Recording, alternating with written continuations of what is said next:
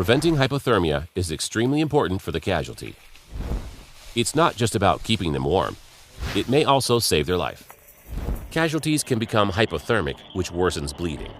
To prevent hypothermia, minimize the casualty's exposure to the elements and keep protective gear on or with the casualty if feasible.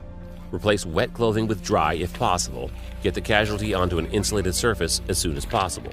Apply the Ready Heat blanket from the Hypothermia Prevention and Management Kit, or HPMK, to the casualty's torso, not directly on the skin, and cover the casualty with a heat reflective shell, or HRS. If an HPMK is not available, the combination of the Blizzard Survival Blanket and the Ready Heat blanket may also be used.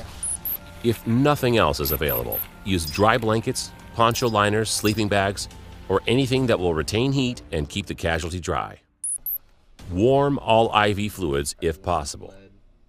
The Ready Heat blanket can produce temperatures reaching 104 degrees Fahrenheit for several hours and work for up to 8 hours.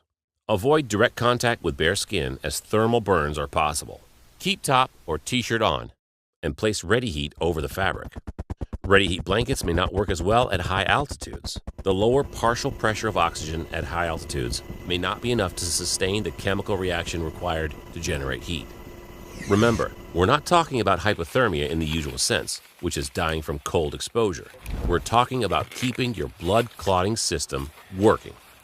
Casualties in shock are unable to generate body heat effectively. Even a small decrease in body temperature can interfere with blood clotting and increase the risk of bleeding to death. Hypothermia is much easier to prevent than to treat. In summary, minimize the casualty's exposure and keep protective gear on if feasible. Apply the Ready Heat blanket and cover the casualty with a heat reflective shell.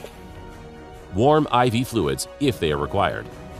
And prevent hypothermia before it happens.